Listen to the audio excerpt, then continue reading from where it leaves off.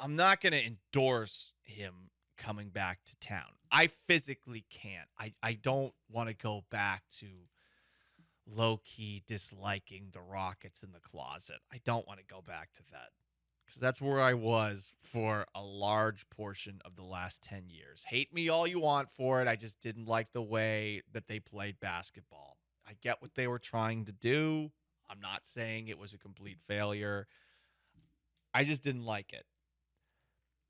But sometimes you got to be rational and take a look at an opportunity that might be falling into the Rockets' lap. And maybe this is an opportunity with Harden from this perspective.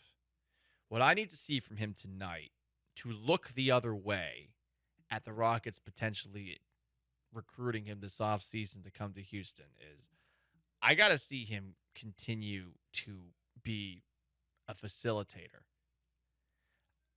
I think it's maybe his most underrated skill because we see him isolating so much and dribbling out the shot clock. There are a few players of his size that are as good at going north, south, and yet being aware of everybody around them and then getting the ball to them as they drive. And I think he's at his best when he's moving north and south. I don't think he's getting the same foul calls he used to. I don't think he's as quick as he used to be with the first step. But I think his passing skill is close to the top of the league. Can he do that? Can I get like 12 assists tonight?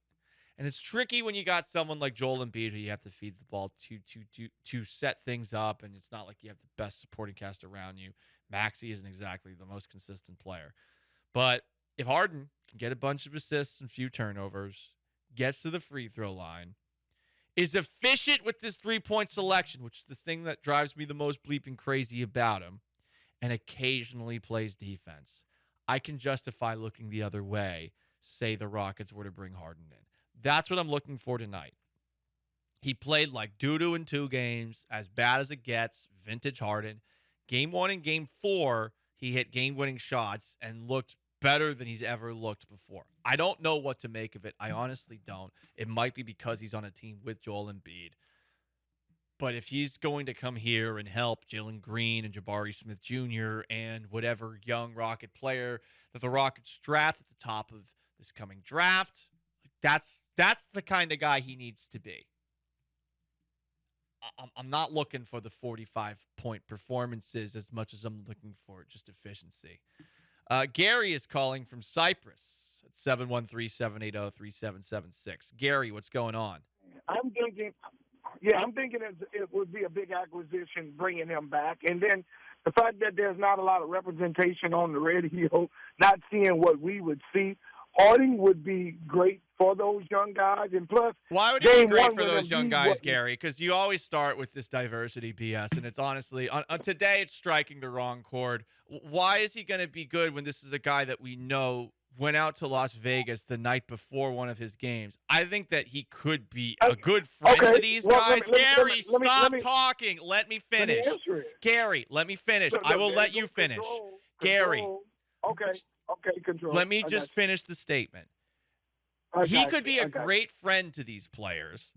That is different than being somebody that is going to get these guys doing the things that they need to do to be good professionals. Okay. Good. I understand what you're saying. But again, when a show is not equally representative if you in our community, we see it a little different. But what I'm saying explain is the different way you see Michael it. Jordan, let me finish. No, my turn. Respect. I know control.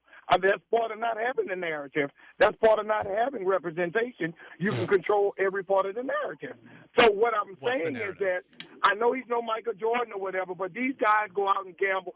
It's just because we don't hear it. They go out the night before and do things like that or whatever. To each his own. Kobe didn't do it. When he played with Shaq and all of them, when all of them wanted to go out and hang out, Kobe did not do it. But it didn't affect the team at that time. It's easy to poke fun or whatever. Kobe stayed on. So some of those young guys may not be influenced by James Harden. I know you're not going to see it because there's no representation, but I just gave you a perfect example on when Kobe talked about when they hung out, he didn't. Shaq didn't influence.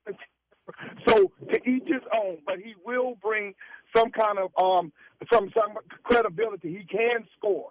He's not the greatest. He's not the worst. But I just debunk. But you're comparing him to Kobe and Jordan, who have 6 and 5 rings apiece. No. I'm not comparing to Kobe and Jordan. I'm comparing the young guys that are making millions too, that won't have to be influenced by that. Not Kobe and Jordan. Jordan and Gamble. Jordan went out all the time. Dennis Rodman went out all the time. So don't change. But they always delivered. That's why we need representation.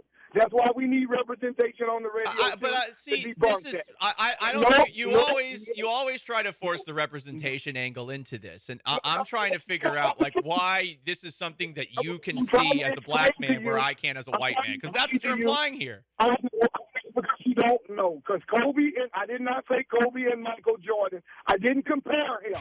You made a statement clear and Listen back to about the tape, going out. This is a great. About going out the night before about Vegas. And I said that's not going to influence some kids. Those younger kids would be in the role of Kobe when Kobe was young. Then we're not talking about playing and skill-wise. You made the statement about Vegas and going out and flying out. And I'm saying those young guys may not be influenced by him. Bring the man back. But you're saying may. You're saying may. Hey, so I get it, and that's why you need somebody else on the other side to not always agree. You nobody's agreeing. Hey, in the barbershop, we're not agreeing with you. So it does. What about at the salon where I go? Okay, I don't understand why the barbershop. Gary, we're done. I'm sorry. I tried to have fun here. I'm just not in the mood. The forced representation comment. And it always happens when Gary calls in. I don't understand how that's relevant to this. Harden has such a long body of work that we've all seen. What? Someone of a different race understands why it is better? That's what I'm struggling with, because Gary didn't really make any points here. He said, okay, well, Jordan was able to do it. Yeah, Jordan's God in basketball circles.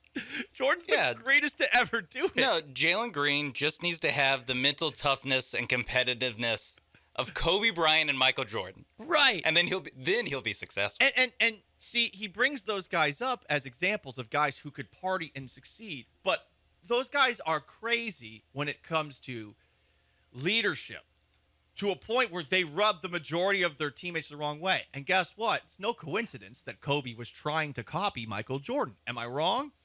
Like, Kobe copied Jordan. He did. And it worked in his own way. I mean, he got the titles. I think he got asked some questions about what the hell happened post-Shaq, but he did figure it out in the late 2000s, and he got a couple more titles. I don't see in James Harden the kind of guy who is going to be on those teammates to do everything that they need to do off the court. I don't. Jordan, yes. Kobe, yes. And you shouldn't bring those two into an argument when you're trying to vouch for James Harden. And I don't think that you need to be a member of any particular community to see that. The most interactive sports talk show in Houston, sometimes to its own detriment. Some texts. Can the station do us all a favor and block Gary? No, we don't block people on this show. We don't. Another text. I'm a black man. He doesn't speak for me. Gary feels the need to bring up the community at all times. And look, maybe he does feel like there's a lack of representation here. To his credit, yeah, we are all white. Yeah, I will say, no, he is right. We are all white. There's not a lot of representation. But the problem is, when he calls, he just says that and then gives a sports take. He doesn't tie the two together in any way. If he tied the two together, then great. But he never does. And and then it just turns into, no, but we disagree with you in the barbershop. It's like, and it's like, cool, dude. Yeah, well, people have different opinions. I don't know. In the salon I'm in with Annie, she agrees with all my takes on sports because she doesn't watch them. So how about that? Hashtag mic drop.